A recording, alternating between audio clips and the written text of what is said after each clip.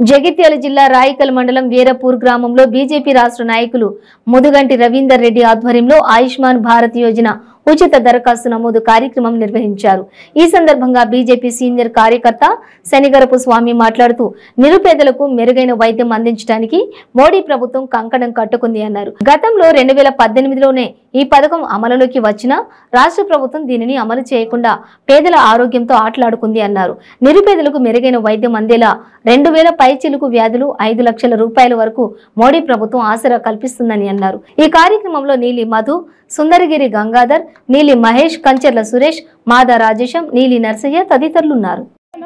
జగిత్యాల జిల్లా రాయికల్ మండలం మన వీరాపూర్ గ్రామానికి మన ప్రధాని నరేంద్ర మోదీ గారు ఆయుష్మాన్ భారత్ యోజన పథకమని 2000 పైచిలుకు వ్యాధులకు వాళ్ళు దృఢ సంకల్పం కట్టుకొని 5 లక్షల లోపు ఎలాంటి వ్యాధులకైనా డబ్బులు మెరుగైన వైద్యం చేయించడానికి కోసం సహకరిస్తున్నారు।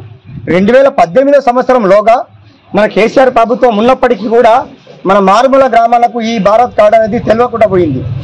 దీనికి దయచేసి ప్రజలందరూ దృఢమైన కంకణం కట్టుకోవాలన్న ఉద్దేశం నరేంద్ర మోదీ గారిది। దానికి మన ముదిగంటి రవీందర్ గారి తరఫున మన అన్నయ్యలు మనకు సేవ చేయడం ఎంతో గర్వకారణం। నిజంగా మా గ్రామం తరఫున నరేంద్ర మోదీ గారికి మరి పాదాన పేరు పేరున ధన్యవాదాలు।